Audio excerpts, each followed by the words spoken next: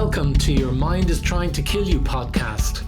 Join your host, Alexandros and co-host Vincent Byrne as they walk you through the deepest recesses of the mind and how it operates. They discuss all the reasons why our minds persistently get in the way of our evolution, growth, and our success. But crucially, they also teach you what you can do to change your destiny.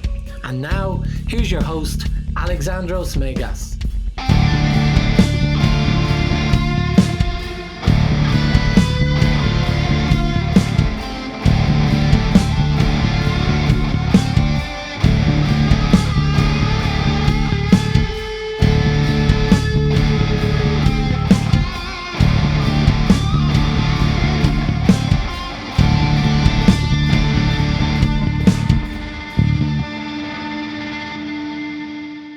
Hello and welcome to the 36th episode of the amazing, impactful, and infamous Your Mind is Trying to Kill You podcast. I'm your host, Alexandros. And I'm your amazing co-host, Vincent Byrne.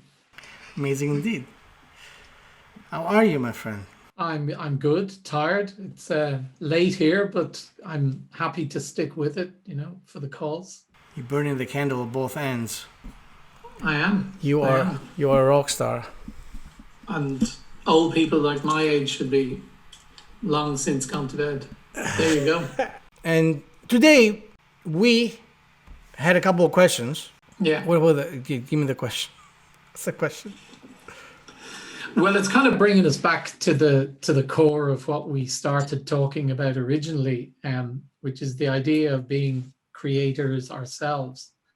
And one of them was, what have you found is the biggest barrier to people creating what they want when they attempt to manifest for themselves? And have you ever had a situation where when you were working with someone that they were trying to do this, but they were doing it wrong, but when you corrected them, that things began to change as soon as you helped them tweak their formula, as it were, or their practice in order to doing what they should be doing to manifest properly? So they were the two kind of popular ones. These are very good questions. So then I guess we could call this episode, Are You Manifesting Walls Instead of Avenues? What do you think of that? Yeah, that's good. Am I a poet or am I a poet? You're a poet and you don't even know it. You see, this is where we should start, I think. What I just said about myself was praising myself. I was praising myself. How much of that do you do on a daily basis? I was going to say your average person doesn't do much, if any. That's right. Because unless you're the president. Unless you're the president. Well, we're not going to go there. We're not gonna, but if we do, just for a moment, it could stand to reason why and how maybe he got to be the president after all. Yeah. Because he believed it thoroughly. There was no doubt in his mind that he is the right choice. So stepping straight into that kind of question to answer it, I think the biggest hurdle here is belief or the lack thereof. And it's not a coincidence that this is what all religions, particularly Christianity, I mean, I'm not extremely familiar with the rest, but as far as I know, people are encouraged to believe in everything, believe in miracles, believe in whatever it is that they want to manifest. And that will be the vehicle through which they can get where they need to go.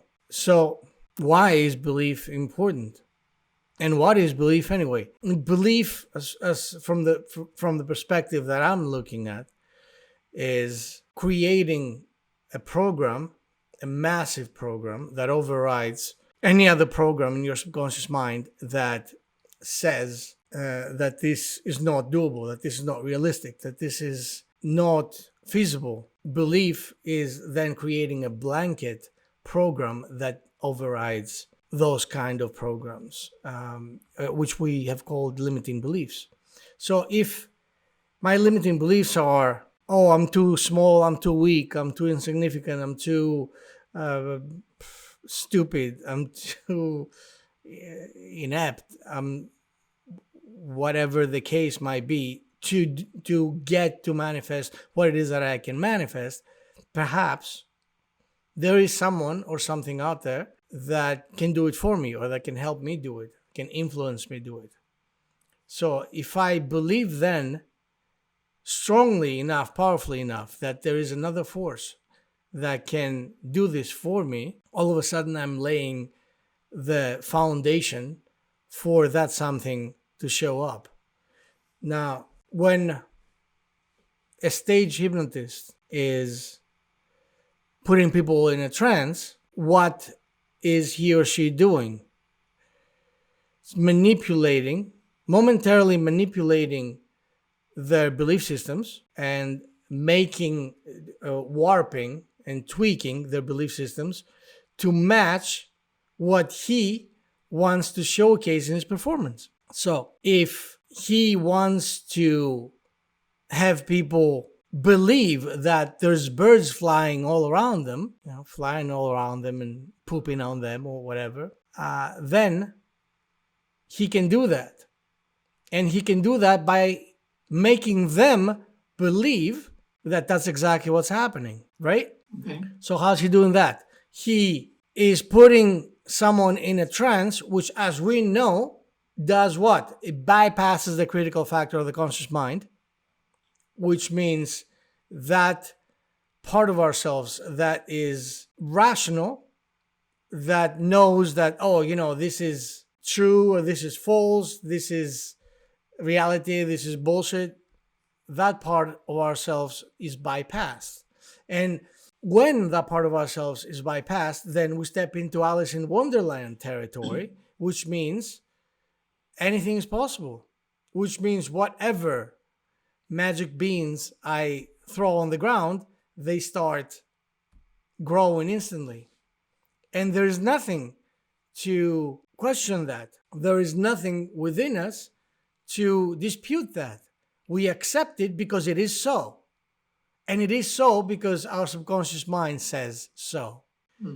So from this perspective, immediately we know why someone is not manifesting what they want. Because they don't believe that it's possible, or That's because they still have negativity, or let's say realistic beliefs which suggest that it's not possible. I mean, is it a case of suppressing the negative with a powerful belief in the positive, and then the negative doesn't get a look in? Or do you have to actually resolve the negative to the point that you have to show it that actually it's not true? Do you have to go that far, or do you just have to overpower it with the positive belief that it is true? Well, let's just put it this way. There is belief there either way, right? In the first situation, there is belief that this is not doable, this is impossible. Yeah. So if we understand that we have belief regardless of what the outcome is, then it's easier to shift that belief from believing that we believe the voices that say, oh, that's not possible, it's bullshit, what's wrong with you, to not believing those words. So you get to then shift your perspective where your belief goes where you want it to go versus where you don't want it to go. So that is the first step. Then there is also the case of what in magical terms is called lusting for results, which means that the more you want something, the more you crave something, the more you affirm to yourself that you don't have it. The more that you affirm to yourself that you don't have that something, the more that something stays at an arm's reach away from you. It's over there. And that's why you want it, right? Or as they say, the birds never think of flight. Why? Because flight is natural to them. You know, you don't have to wonder about whether or not you will find something to eat if you go to your fridge. Well, maybe your fridge. You know, you or like when you get up in the morning and morning or night or whatever time it is that you get up, thirsty. You know that you're gonna go to the faucet or the fridge or wherever it is you get your water from and find water. You know that. No, there's no possibility of not having water there. So it's not this is something that it is embedded within your belief system. Of course, one might ask, is that why I find water there? Because I believe it? Or do I find the water there because it's there? That is a logical question. But a better question would be, what created that water being there in the first place? What created that house? What manifested the house that you live in or the apartment that you live in that has that kind of luxury? Because it is a luxury, if you think about it, right? What manifested that? What manifested that is the belief, general belief, that in our developed society, that's no big task. Right? The vast majority of the people can have that. The vast majority of the people don't think that being a homeless is a natural thing. Being a homeless becomes the glitch, becomes the anomaly.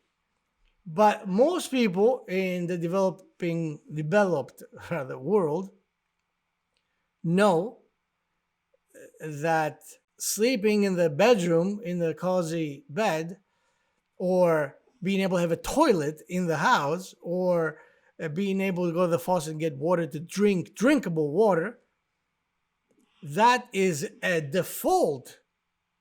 It's a default, right? It's something that everyone should have. And most people, the vast majority of the people, do have. So no one questions that. And the question would be, if people were not that sure that this is doable, if people were not that sure that this is a default, it's a fact, it's factual. No one grows up in this society thinking that there is a possibility for them to be homeless. So that comes about predominantly because we've gotten used to it. So we accept it and we expect it because we've become familiar with it. It's part of our norm, and therefore we expect that when we go into the bathroom, turn on the tap, that water will come out, unless it doesn't. And that's, as you say, that's an anomaly. But we expect all of these things and we believe all of these things because we've just gotten used to it by repetition. That's right. So as a society, we have overcome a hurdle that for many, many centuries was not the norm, right? I mean, in the ancient years, if you lived in a house that had running water, that house would be called a palace. And of course, not all palaces had it, but some did. So, do you see? The belief of having something is prevailing in those cases. Like if I have to place myself emotionally in the position of knowing that this is something that is absolutely doable. And when I do my work, be it affirmations or visualizations or whatever kind of similar work that I do in order to manifest stuff, I'm doing that work knowing that it is some sort of a maintenance technique. much like brushing my teeth. Most people don't brush their teeth because they expect that, if they don't, the following day the teeth will fall out. No, it's there. It's there. So it's a maintenance thing, which means that I do my work, I do my exercise because I expect that it's now very doable and very achievable, realistic, that my body that has been shaped in the way that I want it to be will keep on being like that. All I have to do is just keep on maintaining it. It's maintenance. Well, I was going to say, well, I mean, all that makes sense because what you're dealing with are kind of accepted norms in society. So kind of everybody knows, whether they do it or not, what you need to do to either get into shape or maintain in shape. Everybody knows that you have this, houses of running water and all that sort of stuff. So that's all come about because they've all been inculcated into the societal way of being, especially the richer societies. So therefore it's normal. So therefore we're not really having to make any shifts in our belief from something that we see and experience all around us and pretty much know it for certain that that's what it is. We're never really asked to make a leap to believe in something that we have no evidence that it's working, and we have no, I suppose, conscious proof that it's that we've been able to manifest something. So it's still a big leap of faith. Now I know we can say people believe in their respective gods and all of that sort of stuff, but my own view on that is I believe that that's something that's been indoctrinated from zero all the way up to where they are now, and they either continue to believe it or they have rejected it. But essentially there's been this repetition going on all the time, which has brought them to the belief that they currently have. So I think the big challenge for people in stepping into a belief around manifestation is the idea that they haven't been indoctrinated in it from early age up to where they are now. And they also don't have proof that they're aware of around them to say that they have actually manifested this stuff and that they could manifest something different if they tried. I think they're the kind of the barriers that I would see on a practical level too. And they're some of the challenges that I've had in trying to come to terms with and adopt the belief system that we talk about. Right. Now, when it comes to religion, because you talked about them, they believe in their gods. But I would actually argue that they don't. Most people don't. They fear their gods, but they don't believe in them. I mean, they don't believe in them in the way that they can ask them for something and know for a fact that that something has already been delivered to them. They already have it. Even though the religious doctrine, your average religious doctrine, will say that this is totally, whatever you get that you want and you love and you expect comes from your God. Your God grants that to you. And so you should be grateful, blah, blah, blah. But most people don't believe. They don't have the faith. They have, just like you said, they're indoctrinated into accepting that they are within the realms of a creation that somehow they are a part of, but they don't know in what way they belong in there. They don't know their function. They don't think they're that important. And so they live their lives in fear of at least being able to survive or barely survive, and they'll be okay with that. They don't want to just, push their luck. So if I put myself in an emotional state in which I will feel as if, these are magical words, as if I am there already, then everything starts shifting.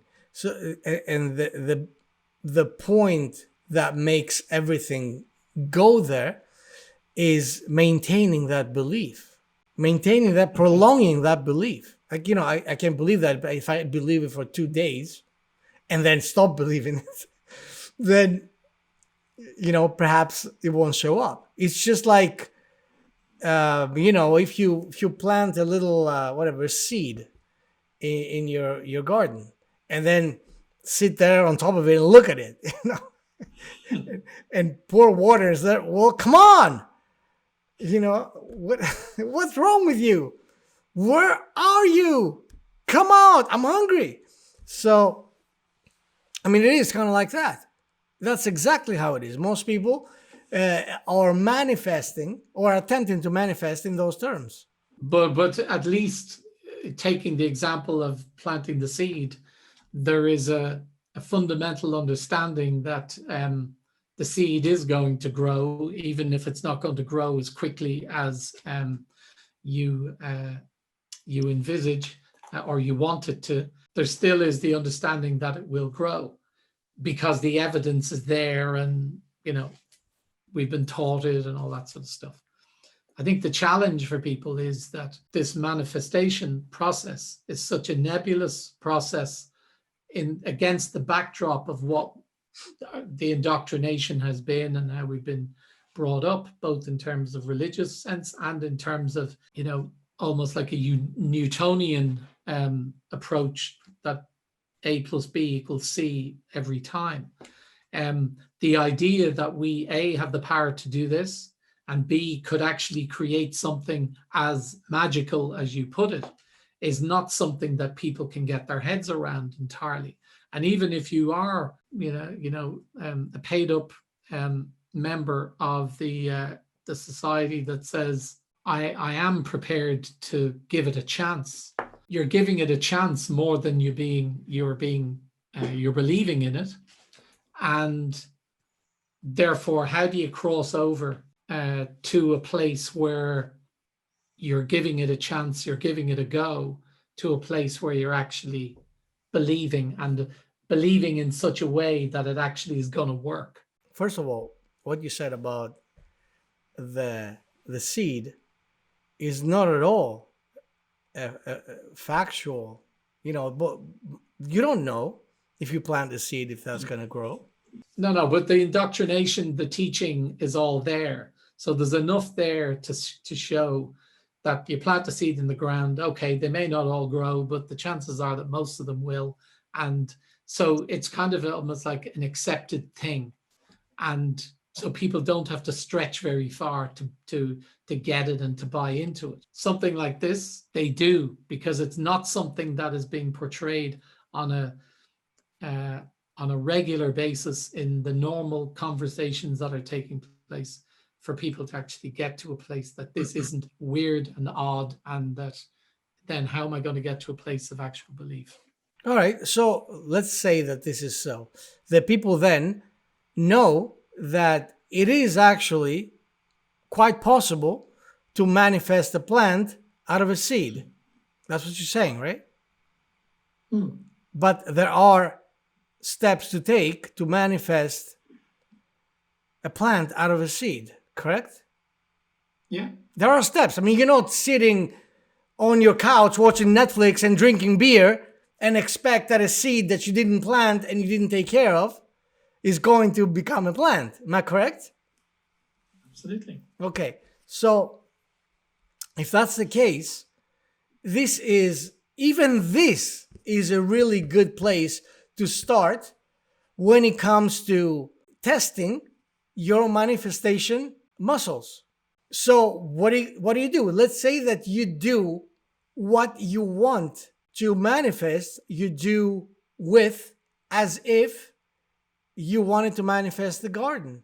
And I'd say for most people expecting things that they don't think they deserve, like, for example, finding their soulmate, or at the very least, someone that they don't hate, someone they can cohabitate with, or, finding their a job that they would not dread going to, or finding a way to make $1 million, or any of those things, right? I would say that any of those things are comparable to planting a garden. And having a garden, I mean, not just planting the garden, but planting the garden and getting a garden. Yeah. So, wouldn't you say? Because I think that most people they're not as diligent in planting their dreams as they would be if they were planting a garden. True. Because a garden is not,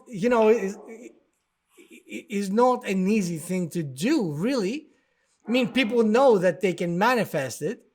Of course, yeah, a garden is, yeah, I can do that if I wanted to put the effort in there. And if I wanted to, I can do that. Why is it that people then don't think that they can follow that pattern? Because it's a pattern they can use as a template. What do I do? What do I need to do? I mean, you know what you need to do to grow a garden. I mean, or at least you can find out. So there are steps. Mm-hmm. So if I want to get to acquiring a job that I like or that I love, then I have to, there's got to be a correlation between what I have to do and getting to that job, right? I mean, because manifestation for most of us doesn't work by, sitting there daydreaming and having it like fall on your head like a brick, or like a, those pineapples, you sit under a pineapple tree, you know what I mean? In whatever, Mexico, Or the coconut falling. Coconut, right? Yeah. Yeah. So, for most people, manifestation doesn't happen like that, right? Maybe for some people, but I would still argue that. But it doesn't matter. The point is that if you know where you need to go, and by the way, most people don't. Most people they amplify what they don't have. So they feel inadequate because, like, they look at the neighbor. Oh, the neighbor has a Mercedes. Why don't I have a Mercedes? This sucks. This is bullshit. This is inequality. I want a Mercedes too. What the fuck? I deserve a Mercedes. When they don't even know if they actually want a Mercedes. Really. We have deviated from connecting to ourselves so much that we don't even know what we want. And we're trying to find out what we want by what the system projects back to us. So, and that's why advertising works so well. Because most people don't know what they want. And, sit there and like, what do I want today? I wish I could want something. What do I want? And then you sit there watching your favorite show, and then boom, what you want appears. And you look at it, oh my God, I want that. So how do you get to what you want? Number one step, you need to know what you want. You need to know what you really want. What you really want. What do you really want? How do you find out what you really want? All right, let's play a game. Let's play a game. We'll call that game, What Do You Really Want, Vincent? All right, so let's play along there, please. All right, Vincent, what do you really want? I really want, so I really want to have my own place, which lets me have that garden and to kind of create the environment that I want to create to bring clients to, so that I can have almost like a retreat place. So yeah, it's that set in the country, live there, people come there, they learn, there's teaching out in nature, that kind of place. That's what I want. Why do I want it? I want it because it will allow me to kind of create the final part of the jigsaw that I would see for me in terms of putting the cherry on top of the happiness piece. I don't need it to be happy, but I just would like it. And my mind set on that, heart set on that. So you want, what you want is to be happy ultimately. Is that what it is? Well, no, I'm pretty happy as it is, but if I'm asking or answering your question as to what I want, I suppose next, that's what I'm saying. I want to have this place, this probably not dissimilar to what you have. He says, yeah, no, it's a great place to be, to live, to operate in the final third or whatever it is that's left in this life. Right. That made me sad when you said whatever's left in this life. Whoa, dude. You didn't have to go there.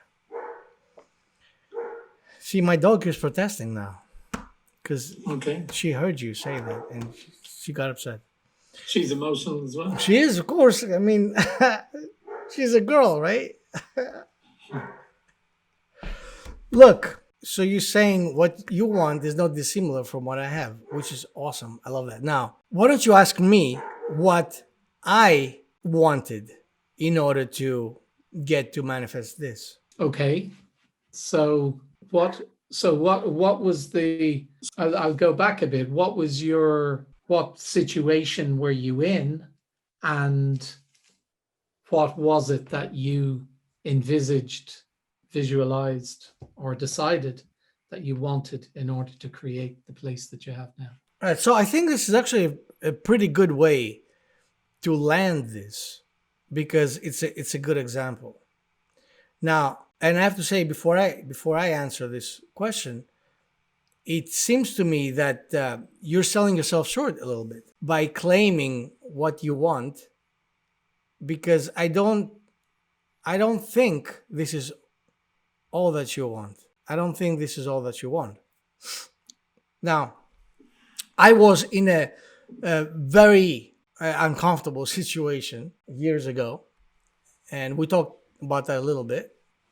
Sure. I was living in some shitty old Queens apartment. I didn't have any people to relate to. I was broke, and my relationships were relationships.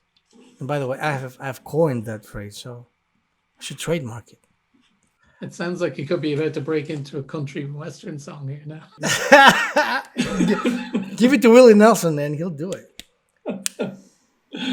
So it would stand to reason that if someone came to me and started talking to me about the fact that, you know what, you could start visualizing and creating affirmations and start acquiring what it is that you want, right? And then I would be like, well, I want a nice house, nice big house in the country with a bunch of property around, living in the woods, blah, blah, blah, blah, you know. By the way, I'm going to put a parenthesis there because I need to tell you that I pardoned one of my turkeys today. I had 6 turkeys. 5 of them are with Jesus. God bless him. And one of them was pardoned. And that one must have been doing her manifestation correctly. And I tell you why. Because I would step into the area where they roam, and most of the chickens and the turkeys, you know, I would just walk towards them, and they go like, oh my God, yeah, get the fuck away from me. And they would run, right? There was one turkey that I would stand there, you know, like putting water in the buckets or whatever. And she would come over to me and sit down by my feet like a dog. And the first couple of times I didn't pay much attention. Then I started realizing that this is the same bird that keeps doing that. Now think about it. It's crazy because that was a certain death. It was decided. It was decided from the get-go that this bird, all of those turkeys, would be gone. There was no part in my mind, there was no objection, there was no doubt whether or not any of the turkeys would survive. Do you understand? So this turkey managed to change my mind. I mean, how, like, I don't know if she kind of like started listening to Joe Vitale, at night where I was asleep. Did she get into my library? Even listen to the podcast. To the podcast, yes, you're right. That stands to reason. That makes a lot of sense. So she became my friend. She was like, I love you. Can I love you? I mean, I want to love you. And if you want to kill me after I've been loving you so hard, go ahead, kill me. You see, this is almost like the instance that we shared in another episode of this girl that had been abducted, right? And instead of fighting the abductees, calling names, crying, screaming, kicking them when they got near to her, she started empathizing with them and started making them like meals and cooking them breakfast. And the guy she convinced the guy to turn himself in. I mean, magic of the highest order, my brother. So not only did I pardon the turkey, but I named her too. Her name is Henrietta. So does this begin to illustrate what I'm talking about here? So I'm going back then now to where I was in Queens and I was living a shitty life, and no one talked to me about manifestation. I didn't, thank God, because I don't think I would have done it properly. Like if I watched The Secret of Reddit back then, I'd be like, oh, okay. I want, what do I want? I want a souvlaki. Souvlaki. I didn't know what I wanted, but I knew what I didn't have. And what was that? Freedom. And after I was experimenting with my art by reflecting, because remember, I was making the art as a means to magically inspire myself to get out of my depression. So as I was doing that reflection was telling me things. It was revealing things to me about myself and about what it is that perhaps happened that put me in that hole, in that mental and emotional hole. So I realized that if there was one thing that some outwardly force could grant me, a genie or a leprechaun, it would be freedom. I needed to be free. So that really resonated with me so deeply that it just opened up something inside of me. And then freedom became my mantra, and it became my affirmation. Freedom was something that I could never forget about. This isn't like when, you got to lose 20 pounds and creating a New Year's resolution. Oh, yeah, I'll do it next week. Fuck it. Tonight we have turkey dinner with gravy. Right? And cheesecake. Freedom, however, could not get away from me. Why? Because I was in prison. Like you go to any prisoner and give them the possibility of freeing themselves. Like you've watched these movies like Shawshank Redemption or like Escape from Alcatraz, or you know what I mean? Which they are, those that are documented on real cases. They are true stories. How did these people achieve? People that our society looks down upon. People that our society says that they are unredeemable. They have no redeeming qualities. How did those people manage to acquire that most important thing they needed and wanted? Because there was not a second of their existence that they were not working towards that. They were obsessed. They were obsessed about it. They were in love with it. Do you, when you're in love, you remember back to, when you're a teenager and you were in love with a girl or a guy or whatever it is you fall in love with, a turkey. And I'm sure everyone can remember, you couldn't put, there's no way, like whatever you do, like you study math, going to a job, there was nothing that could keep you from constantly emotionally connecting yourself to that person and daydreaming about being together, about being with them, right? So that's the same thing that happened to me when it comes to freedom. And do you think that the reason you were so obsessed and passionate about it was because you were in such a low and there was nothing else, and that was the reason why it was possible to be so strong? I suppose using the example of someone who's in prison and they have this unwavering belief or passion or obsession about getting out, it's because they don't really have anything else. Do you think that's what the main trigger was? That's not true that they don't have anything else. Okay. They don't have to work. Someone's taking care of them. Unless they're in solitary confinement, you can get used to that. A lot of people do. And as a matter of fact, case in point, in Shawshank Redemption, you had the character that Morgan Freeman plays, that he spent most of his life in that prison. That normalized that.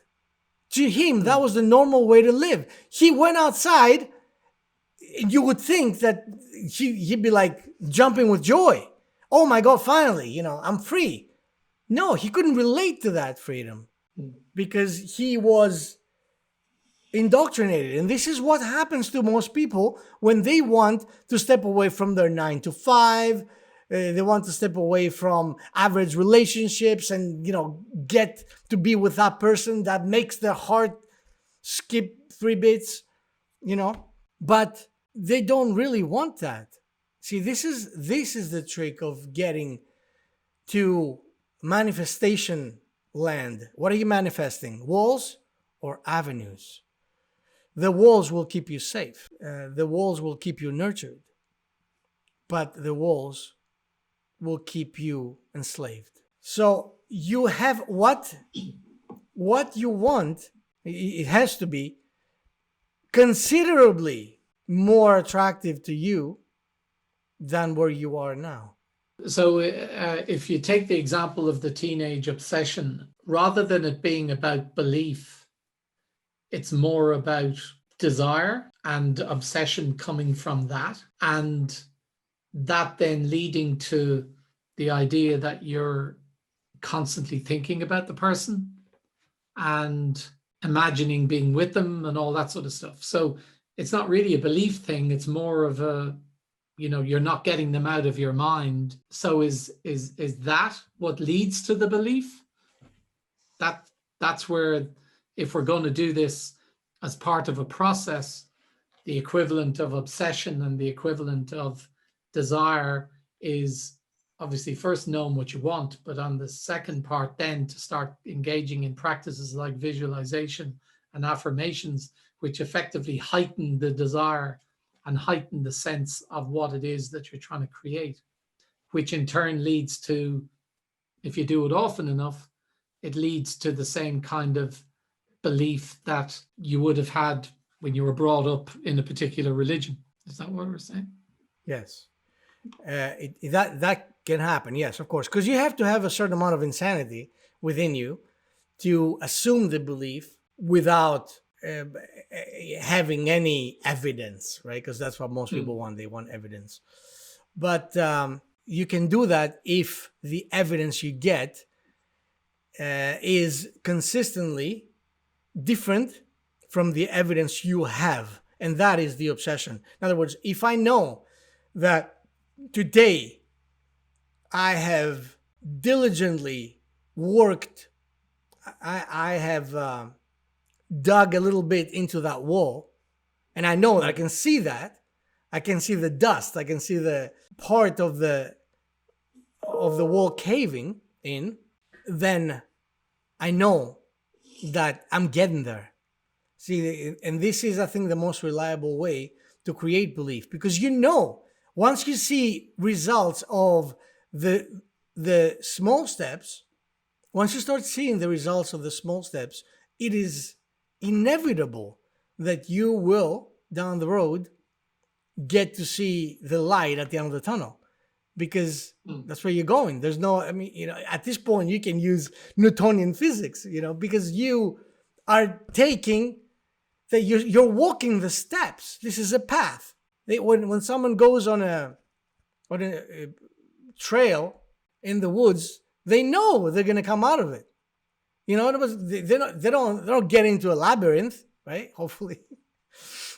People know that if I follow this trail and I go where I'm supposed to go, eventually I'm going to get out on the other side. So when you say that belief is the biggest obstacle, or lack of belief is the biggest obstacle, what does that look like? Is it a case that people don't have the belief, so they're therefore not prepared to take some action to start walking the path?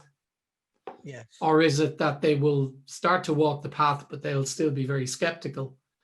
Are you saying that even if they're skeptical and they do start walking the path, that's actually still quite good, because at least they're taking action and it's moving towards what they want, even if they're not completely, let's say, convinced or certain of what the outcome might be? The fact of being skeptical shouldn't affect the walking the path, you see. So it is not your job to question what's on the other end of that path. The moment you start knowing that this is a map, you're following a map. I mean, if you start walking into a forest with a map, it doesn't serve you to be like, oh, this map is bullshit, it's not going anywhere, and rip it apart and throw it away. No, you do have a plan. You have to have a plan. So once you choose the plan, all that your concern should be is taking one step after the other according to the plan, and knowing that you are not to question where this is going, because you chose the plan. If you choose the plan, you stick with the plan, right? I mean, when you get married, the day you get married, do you question, shit, are you sure? What's going to happen if I divorce this one? I mean, if anyone on their wedding day is thinking of the potentiality of divorce and then stepping out of the wedding, clearly they didn't belong there in the first place, right? Or as one of my mentors told me when I was in college, I asked him, I used to call him Master, because he was like a figure drawing teacher, professor. It's really awesome. Great sense of humor, this guy. So I asked him, Master, we would joke. Yoda. What's it like? I mean, a lot of artists are, as we know, temperamental. They can't see themselves in long-lasting relationships. So what was it like for you to be married? How are you handling that? How come you're not like the rest of, or the majority of the artists? And he looked at me. He said to me, son, let me tell you something. From the first day I got married, I realized what happiness was all about. But it was too late. So, hopefully you're not like that person.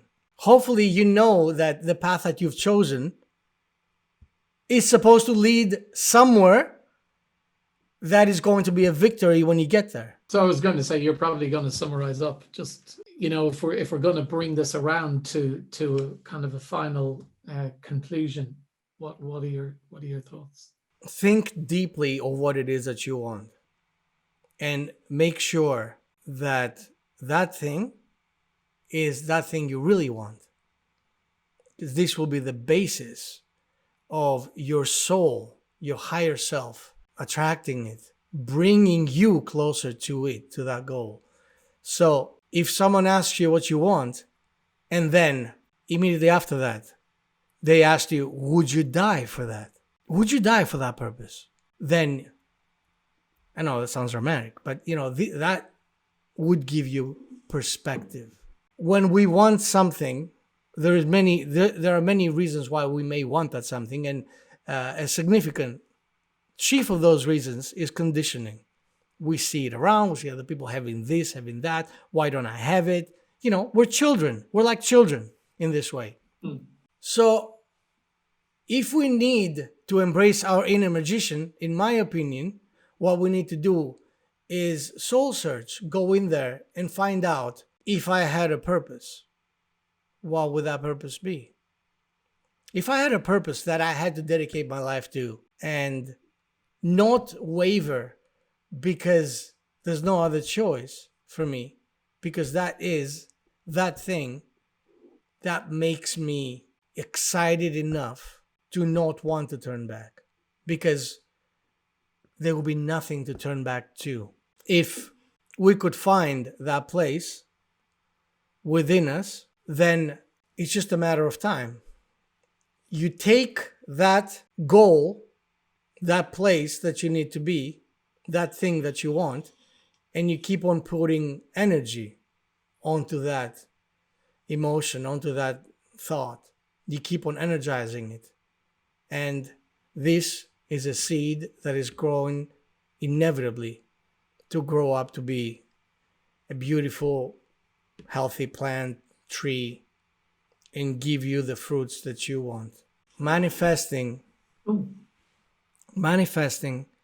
is easy, very easy, when you let your conditioning take over. Because what you manifest is shit.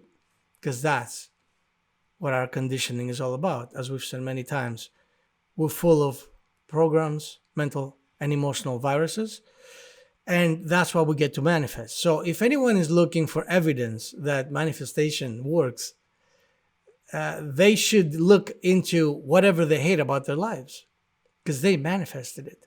I don't know why people think that the shitty life is not manifestation. Why would it not be? I mean, who manifests the life that I have that I'm not happy with, that I'm miserable in? Who manifests that life? If I can manifest it, that life, I can manifest any life. All it takes is knowing what I want and drawing the plan and sticking to the plan. I want it to be free. I want it to be free of a lot of things, even everyday things. Like, I grew up in apartments. I hated apartments and cities. I couldn't listen to the music, like, crack the music, you getting excited, and someone bangs on the door. I mean, either the door or the ceiling or the floor, whatever the case may be, and ruins your moment, man. That sucks. I mean, these are not little things. These are big ass things for me. Oh my God, yes, of course. To not have anyone, like, I wanted to get a dog and a landlord wouldn't allow that. I mean, what? How is that? Do you see what I'm saying? This is something. Take those things one after another and see what they sum up to. To me, they summed up to freedom. Freedom means no one tells me what to do, how to do it, and when to do it. And to me, that's beyond happiness. This is a miracle. This is just about happiness. This is about being a God, manifesting divinity, freedom. If you didn't have the body, the meat suit, and could do anything, could travel anywhere, go through walls, right? What would that be? Wouldn't that be freedom? It's the ultimate freedom. It's the ultimate freedom, right? So if you had a superpower, would you want to be Superman? No, I don't need to have the power to kick everyone's ass.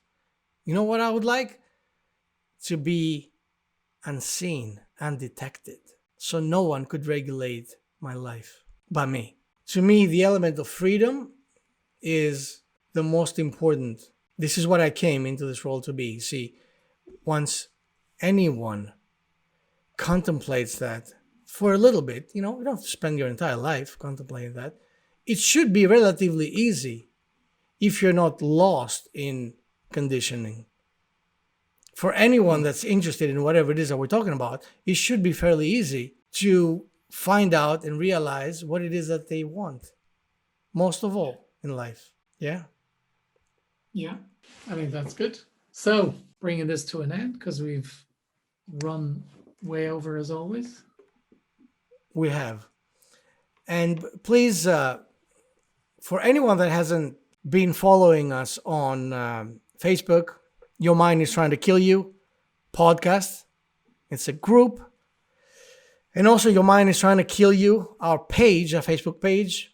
And you can find us on the Instagrams as well. Come to us, ask us questions. Let us know if we suck or not. It's important. We seek feedback because that's how we learn. That's how we progress.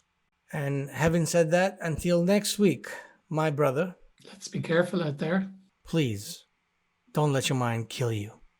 Thanks for listening to Your Mind is Trying to Kill You with Alexandros Megas and Vincent Byrne. If you like our show and want to make sure that you don't miss an episode, then we would love if you would subscribe on Apple Podcasts or on whatever platform you're listening to us on. And you'd be doing us a big favor if you would support us by leaving a review as well. It would also be great if you would take a screenshot of this episode on your smartphone and share it on social media.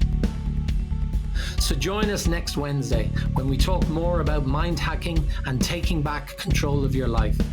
Until then, have a great week.